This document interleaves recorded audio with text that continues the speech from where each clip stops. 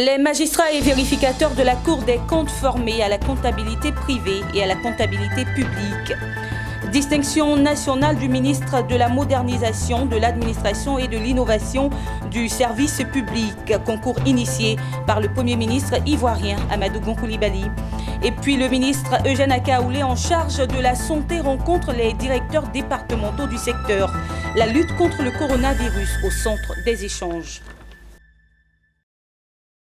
Et voilà pour les titres. Madame, Monsieur, bienvenue. Assurer la fiabilité des données budgétaires nécessaires à l'organisation de la surveillance multilatérale des politiques budgétaires. C'est dans cette optique que les magistrats et vérificateurs de la Cour des comptes sont formés. Au programme de cette formation, la comptabilité privée et la comptabilité publique. La cérémonie de lancement s'est faite ce lundi en présence du ministre ivoirien de l'économie et des finances. Zeynab Dosso et Ismaël Doza nous font le point. La mise en œuvre du PAGEF vise clairement à contribuer au renforcement de la qualité des institutions et donc de la gouvernance à travers le renforcement des capacités des administrations économiques et financières et des structures de contrôle des finances publiques. Pendant 6 jours, les magistrats et vérificateurs de la Cour des comptes seront formés sur la comptabilité privée et publique. L'objectif est de leur permettre de mieux être outillés en vue de contrôler la gestion des finances publiques de l'État. Une mission qui n'est envisageable que si les ressources humaines de la Cour sont formées en qualité. Le président de la Cour des comptes, satisfait de ce séminaire de formation, indique clairement l'intérêt de son institution. Une structure de l'État, en principe, a un budget qui est voté. Et le budget il est voté selon des chapitres, il y a des lignes, etc. Et nous devons nous assurer que les dépenses sont conformes à ce qui a été prévu. L'argent public n'est pas dépensé au hasard, on ne peut pas se lever comme ça et puis se permettre à dépenser l'argent public. Il y a des règles. Un séminaire de formation inscrit dans le cadre du projet d'appui et de gestion de l'économie des finances, projet PAGEF, financé par la Banque africaine de développement. Le ministre de l'économie et des finances, Adama Coulibaly, présent à cette cérémonie d'ouverture, soutient que la formation sera bénéfique pour tous les acteurs concernés. Je ne peux que saluer en fait ce séminaire qui vise justement à outiller les membres de la Cour des comptes pour leur permettre de jouer leur rôle de la façon la plus efficace possible. Parce qu'il s'agit désormais de faire en sorte que la comptabilité publique se rapproche davantage de la comptabilité privée, avec beaucoup plus de détails, avec le rattachement des actions en fait à l'exercice budgétaire. En plus de la comptabilité privée et publique, d'autres formations relatives à l'audit de performance, à la certification des comptes de l'État et des collectivités sont prévues. La cérémonie d'ouverture de cet atelier de renforcement de capacité des magistrats et vérificateurs de la Cour des comptes marque le début de la formation. Les régulateurs économiques et de gestion des projets d'infrastructure ont une nouvelle plateforme. Il s'agit d'une lucarne de réflexion entre les régulateurs et les novices du métier. Initiée par la direction de Master 2 RECPI de l'Université Félix Houphouët-Boigny d'Abidjan, la première édition a été officiellement lancée ce week-end à Abidjan. Le reportage de Marthe Sekongo et Tima Traoré. La première édition de la Journée des régulateurs économiques et de gestion des projets d'infrastructure RECPI a permis d'explorer la structure du marché et de la tarification du secteur de l'électricité en Côte d'Ivoire. Le gouvernement ivoirien ayant mis en place certains organes dans les domaines de l'électricité, du transport routier et dans le secteur pharmaceutique, le directeur de la Haute Autorité pour la bonne gouvernance a invité les régulateurs, également appelés agents de méthode, à occuper un poste stratégique de sorte à faire fonctionner les secteurs dont ils ont la charge dans le respect des règles et de la concurrence. Ici, la haute autorité est venue pour d'abord expliquer aux régulateurs qu'ils ont un rôle important, qu'ils peuvent accompagner la haute autorité pour faire en sorte que la lutte contre la corruption dans leur secteur régulé soit une réalité. D'abord, eux-mêmes doivent se doter d'une politique anticorruption. Les échanges entre les auditeurs diplômés de Master de RECPI et les organes de régulation étaient l'occasion pour les plus jeunes de capitaliser de façon pratique sur la tâche que doit mener un régulateur en Côte d'Ivoire. Il y a beaucoup de services qui sont offerts dans le domaine de l'énergie, du transport, de tout ce qu'on peut citer comme infrastructure. Mais les consommateurs sont souvent confrontés à certains problèmes de coût.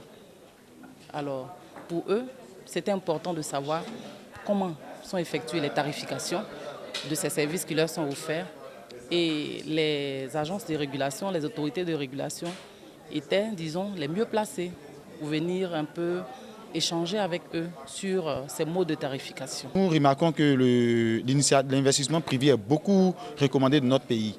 Et en même temps, privatisation et développement ne sont pas forcément synonymes, car il est requis l'établissement des bonnes lois de la concurrence. C'est à cette condition seulement qu'on pourra avoir vraiment une économie dynamique ici en Côte d'Ivoire. La première édition des régulateurs économiques et de gestion des projets d'infrastructure a permis d'élaborer les solutions en vue de pallier aux échecs des règles du marché des régulateurs. Initiée par la direction de Master de RECPI de l'Université Félix Houphouët-Boigny d'Abidjan en collaboration avec sa 15e promotion, celle-ci entend perpétuer cette journée. Master de RECPI passe cette année à sa 16e promotion avec 20 années d'existence. A+, c'est la note que l'agence de notation financière Bloomfield Investment Corporation a attribuée à BGFI Bank Côte d'Ivoire. Cette note est justifiée par la progression remarquable de la filière sur le marché financier ivoirien depuis 2012. Elle est deuxième en termes de banque rentable avec une bonne gouvernance et une bonne gestion des risques. Le reportage est signé Daniel Kodjo et Lyon Gilbert. Il faut applaudir, on sent la joie de ces personnes. Il y a eu un travail remarquable qui a été fait. Satisfaction pour la BGFI Bank Côte d'Ivoire après 2 mois d'évaluation. L'agence de notation financière Bloomfield Investment Corporation lui a octroyé la note de A+ à long terme. C'est la plus élevée dans la catégorie risque faible. Ce qui justifie cette note, c'est la progression remarquable sur le marché financier ivoirien de BGFI Côte d'Ivoire depuis 2012. En effet, elle est aujourd'hui positionnée 12e en termes de total du bilan. Ceci dit, elle est 2e en termes de banque la plus rentable. À court terme, la banque a obtenu A1-, ce qui signifie qu'en matière d'investissement, les risques demeurent encore faibles pour la banque avec une perspective stable. Pour le président directeur général Henri-Claude Oima, le processus de notation dans lequel le groupe s'est engagé se traduit par une volonté de se positionner dans une démarche permanente de renforcement de leur gouvernance. Nous avons une stratégie de développement, puisque nous sommes dans cette zone-ci. Lorsque nous sommes arrivés en Côte d'Ivoire, nous avons indiqué que la Côte d'Ivoire était le pivot du développement de notre zone ici en zone UEMOA. La notation, c'est quelque chose d'important pour nous en termes de transparence, parce que souvent on reproche nos structures africaines d'une certaine opacité, mais la notation, c'est un élément comme de transparence qui est important pour nous. Le même avis est partagé par Malik Ndiaye, président de la filiale de Côte d'Ivoire. Selon lui, la progression de la succursale sur le marché financier ivoirien a contribué à l'obtention de cette note. On a souhaité être noté par Bloomfield pour d'abord montrer une de nos valeurs qui est la transparence. Et donc pour pouvoir faire face à nos engagements, il faut qu'on puisse produire des états financiers qui sont certifiés par les commissaires aux comptes, mais aussi qui sont certifiés par un établissement tiers qui est totalement indépendant. Et c'est pour ça qu'on a voulu faire ce processus qui vient nous conforter dans l'idée que nous, on peut lever des fonds nous-mêmes, les rembourser parce que la Côte d'Ivoire, BGF Bank Côte d'Ivoire est suffisamment solide pour le faire. Même s'il y a quelques zones à améliorer, l'agence de notation financière Bloomfield Investment approuve la bonne performance de la banque. Dans ce contexte, l'établissement financier met également au cœur de ses actions un accent particulier sur la sécurité de ses cartes bancaires, ce qui lui vaut aujourd'hui d'obtenir une autre certification, le PCI DSS. Le ministère de la Modernisation, de l'Administration et de l'Innovation du service public vient de recevoir un prix national. Ce ministère a été désigné la 2e administration publique moderne la plus innovante à la suite d'un concours organisé par le Premier ministre ivoirien Amadou Gon Coulibaly. C'est un concours qui vise à accompagner l'administration publique dans l'avènement d'une Côte d'Ivoire émergente et prospère. Marthe Sekongo et Ezekiel Seri nous en parlent. Millier, c'est l'outil innovateur qui a permis à ce département ministériel le 2e prix de l'administration publique moderne la plus innovante. L'outil se veut une plateforme numérique de recueil et de traitement des préoccupations des usagers de l'administration publique. Loin de se substituer aux administrations, c'est en lien étroit avec les ministères techniques que les requêtes recueillies à travers l'Observatoire du service public OSEP sont traitées pour la satisfaction de l'usager. C'est donc cet outil innovant qui a valu à notre département ministériel le 2e prix national d'excellence, celui de Monsieur le Premier ministre Amadou Coulibaly. C'est certes un honneur pour mon département ministériel, cependant, nous envisageons pour cette année 2020 de ravir la première place de ce prix d'excellence. C'est un défi que nous allons relever en votre présence ici. En récompense à Milliers, nouvel outil de modernisation, le ministère de la Modernisation de l'Administration et de l'Innovation du Service public s'est vu décerner le prix de la 2e administration la plus innovante. Ce prix est composé d'un trophée et d'une enveloppe financière. Je pense qu'il faut féliciter Madame la ministre qui a réussi à instaurer ce lien entre la modernisation, le ministère et tous les autres ministères. Donc le prix lui-même vient indiquer qu'il est très important pour l'efficacité de l'action publique, l'efficacité de l'action des ministères, que le service public soit délivré de plus en plus avec beaucoup d'efficience, beaucoup d'efficacité, soit rapproché des citoyens, donc en utilisant les différentes technologies. Il faut noter qu'en 2019, ce sont 2085 requêtes qui ont été exprimées par les usagers, dont 80%. De janvier à mi-février 2020, ce sont 1241 requêtes qui ont été exprimées, dont 95% traitées avec un taux de satisfaction des usagers de 99%. Le Club des journalistes économiques de Côte d'Ivoire a organisé le 28 février dernier à Abidjan un dîner gala de distinction des top managers, première édition. Plusieurs personnalités et acteurs du monde économique ont été honorés au cours de cette soirée de l'excellence économique. Pierre Tebeu et Ismaël Douza. Et chacun elle-même.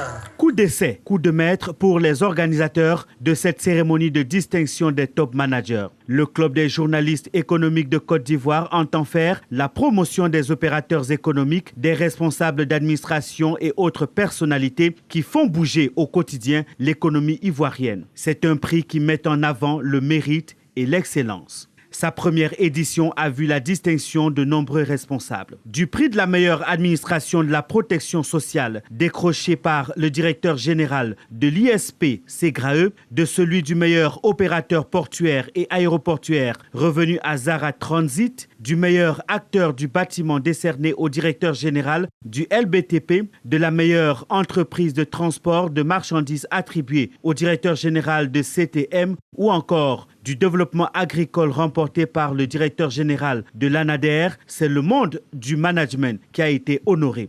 En Côte d'Ivoire, aujourd'hui, il est un peu rare de voir des chefs d'entreprise privés qui excellent. Toute l'économie est basée sur la participation des multinationales. Et aujourd'hui, il y a des jeunes entreprises, il y a des jeunes chefs d'entreprise qui arrivent à tenir le bon bout. Ils ont monté des entreprises sérieuses, avoir des partenaires même à l'extérieur et exister sur le long terme. Les acteurs de cette croissance économique ne peuvent que se réjouir après de telles distinctions. Il faut savoir qu'en l'espace de 6 mois, c'est le 3e prix que nous recevons. Nous avons reçu le premier prix des entreprises publiques commerciales. Ensuite, le 3e prix de la qualité, le prix national de la qualité et aujourd'hui le prix des top managers. On est content que ces efforts soient reconnus et on est aussi conscient que cette reconnaissance-là précède notre engagement.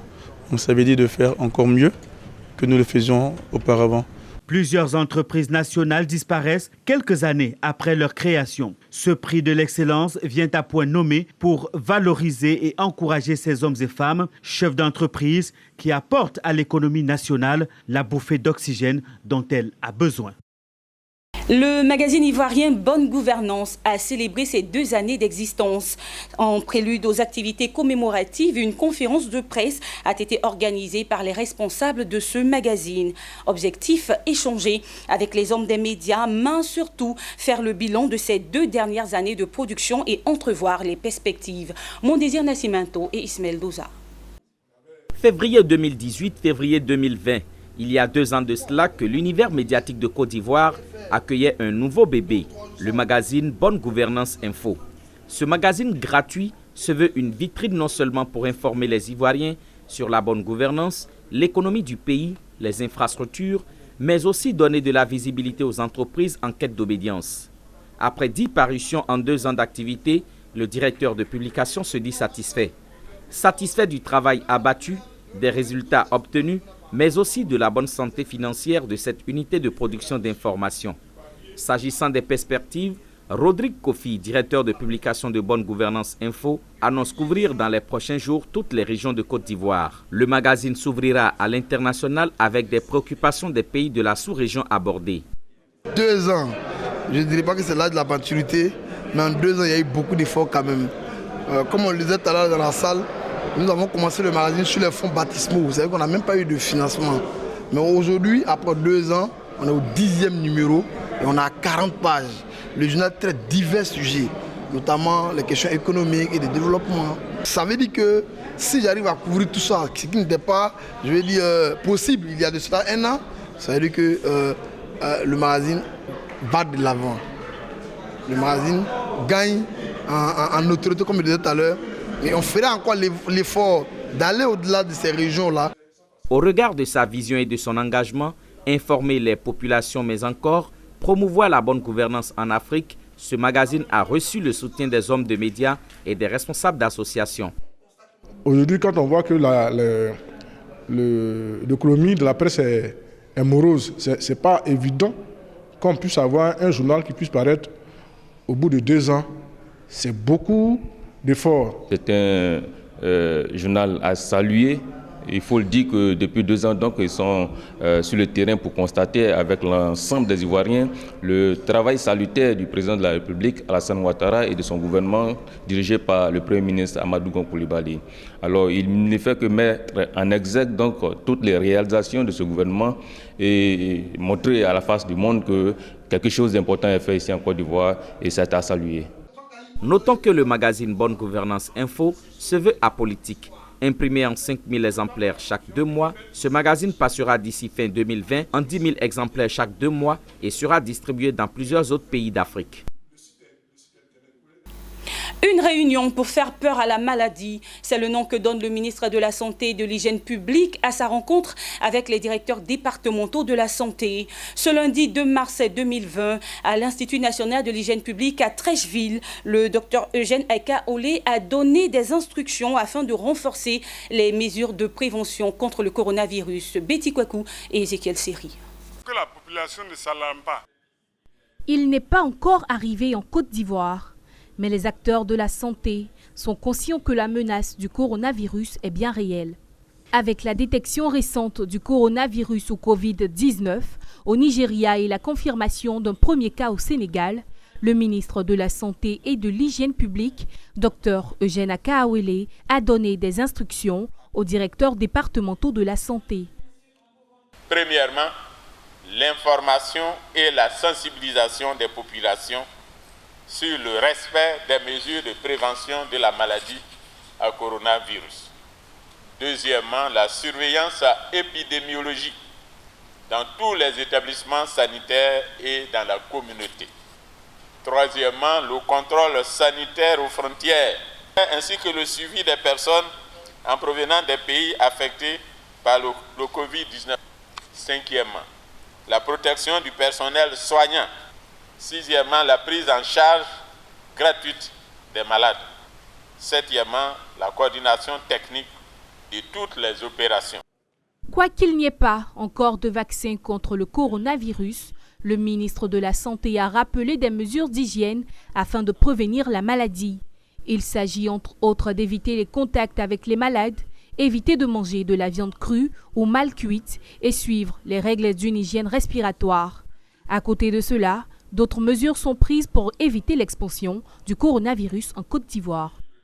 Au niveau de l'aéroport, tous les passagers qui viennent en Côte d'Ivoire, en tout cas initialement c'était ceux qui venaient de la Chine, ils sont identifiés systématiquement, mais depuis un certain moment, avec la propagation de la maladie, tous les passagers sont identifiés. De telle sorte que s'il y a un problème, nous puissions intervenir rapidement. Mais on a surtout le contrôle au port. Vous savez qu'on a deux ports. On a le port autonome d'Abidjan et puis le port de San Pedro. Donc tous les navires qui arrivent, nos agents montent dans ces navires-là pour aller prendre la température des membres de l'équipage. Mais il y a aussi le contrôle aux frontières terrestres. La rencontre a vu la remise d'un don de l'Organisation mondiale de la santé, OMS, au ministère de la Santé et de l'Hygiène publique afin de renforcer sa prévention contre le Covid-19. Le ministre de la Santé en appelle à la collaboration des populations qui peuvent se renseigner ou signaler tout cas suspect en appelant le numéro vert 143. Et pour être complet sur le sujet du coronavirus, les tests du Français interné à l'hôpital Fann de Dakar se sont avérés positifs. C'est maintenant officiel. Le Sénégal vient d'enregistrer son premier cas de coronavirus. Selon les sources, il s'agit d'un Français qui est arrivé à Dakar il y a 2 jours à bord du vol Air Sénégal. Vivement qu'un remède soit très rapidement trouvé contre cette maladie du coronavirus. Tout autre chose à présent, le club ivoirien nouveau a récemment organisé une rencontre avec les jeunes. Au centre des échanges, le rôle de la jeune fille dans le processus électoral en Côte d'Ivoire. Les jeunes ont été invités à s'engager dans la prise de décision pour contribuer au développement socio-économique de la Côte d'Ivoire. Daniel Koyo et Lyon Gilbert. La place réelle des jeunes dans les partis politiques, la composition de la commission électorale indépendante, la crédibilité des discours des potentiels candidats. Ces thèmes ont été sujets de discussion au cours de ce panel organisé par le Club ivoirien nouveau. L'objectif étant d'éveiller les consciences des jeunes sur la nécessité de leur engagement dans le processus électoral de la Côte d'Ivoire. Cette tribune est importante parce que vous savez, le développement socio-économique est basé essentiellement d'abord sur l'environnement de stabilité qui entoure l'activité économique. Et la stabilité de l'environnement dépend elle-même de l'environnement politique et du débat politique. Donc si on arrive à avoir un débat politique apaisé avec des acteurs qui comprennent l'enjeu socio-économique, on devrait arriver à un moment donné à avoir un développement qui se fait dans un environnement stable. Autant les panélistes que les participants sont de divers bords politiques. Même s'ils ne partagent pas les mêmes avis sur certains points, ils ont en commun la volonté de prendre une part active au développement socio-économique de la Côte d'Ivoire à travers leur engagement dans le processus électoral du pays. Il faut que les jeunes responsabilisent d'abord leurs dirigeants et qu'au lieu qu'ils servent de moyens aux hommes politiques pour atteindre des objectifs, il faut qu'ils soient le canal qui permette aux hommes politiques de comprendre que leur rôle est de travailler pour que la population puisse s'en sortir. Il faut que déjà la jeunesse arrive à dépassionner le débat, d'accord ? Et à pouvoir rechercher la logique dans les discours politiques qui sont donnés. Nos populations, les masses laborieuses, sont confrontées à d'énormes difficultés. Les thématiques actuelles qui doivent intéresser les jeunes sont comment nous faisons pour que notre pays devienne une nation plus forte. Le Club ivoirien nouveau est une organisation de la société civile qui se veut nationale. Pour l'ensemble des participants, cette association a réussi le pari de rassembler les jeunes pour parler de l'avenir de la Côte d'Ivoire. Le club, quant à lui, entend poursuivre l'organisation de ce genre de plateforme, suscitant ainsi la contribution de la jeunesse au développement de la Côte d'Ivoire. Direction dans l'ouest de la Côte d'Ivoire, précisément à Danané. La ville a un nouveau maire qui est à la tâche. École, abattoir, réhabilitation du centre de santé. Autant d'actions saluées par les populations de la commune. Théodore Kanga nous en parle. Après un an de gestion de la commune de Danané, la population salue les actions de développement du maire Lassina Ouattara et encourage à mieux faire. Avant l'arrivée du maire Ouattara, l'école était délabrée. Il n'y avait pas de clôture, les enfants ne sont pas en sécurité. Il ne fait pas de différence entre les ethnies. Celui qui n'a pas fait de Yakuba, il n'a pas fait de Maouka. Étant premier responsable des jeunes, ce que je souhaite à mon quartier, c'est la voie principale qui rentre dans mon quartier. Élu le 13 octobre 2018, le maire Lassina Ouattara a promis changer le visage de Danané. Cette promesse a été traduite en actes concrets.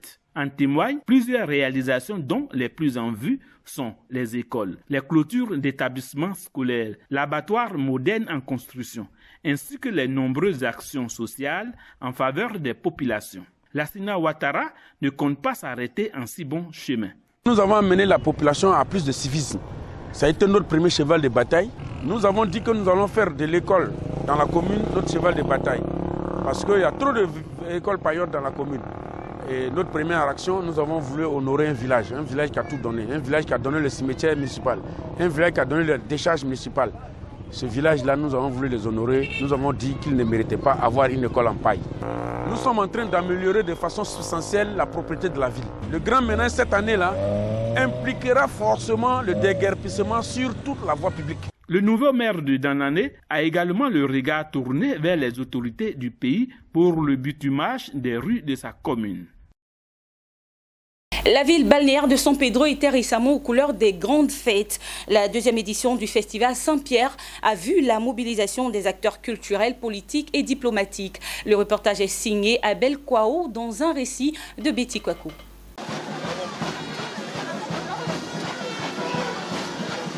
Ahmed Bakayoko, ministre d'État, ministre de la Défense, représentant le Premier ministre Amadou Gon Coulibaly, procède au lancement des festivités du plus grand festival de la région de San Pedro. Le festival Saint-Pierre de la ville balnéaire est à sa deuxième édition et personne n'a voulu se faire compter l'événement. Population venue des 4 coins du pays, acteurs culturels, autorités publiques, administratives et diplomatiques, comme ici son Excellence Gilles Huberson, l'ambassadeur de France en Côte d'Ivoire, parrain de la cérémonie.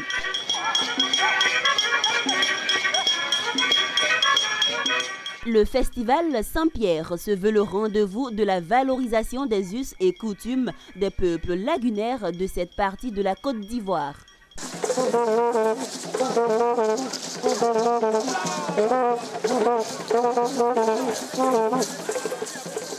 Kroumen, Wene, Bakwe et Pied et l'ensemble des cultures des peuples avec lesquels les autochtones cohabitent. On attend d'abord. La deuxième édition du festival Saint-Pierre s'est voulu un récital de patrimoine culturel local, mais aussi une plateforme de valorisation touristique et économique de San Pedro et des localités environnantes.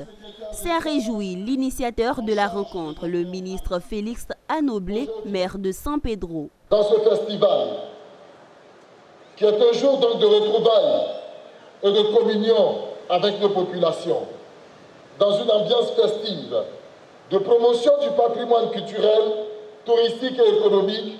Ce festival a été meublé d'un forum économique avec remise de chèques aux jeunes dans le cadre du programme Agir pour les jeunes. Une masse chrétienne dédiée à Saint-Pierre et carnaval populaire ont clôturé la deuxième édition du festival Saint-Pierre de San Pedro.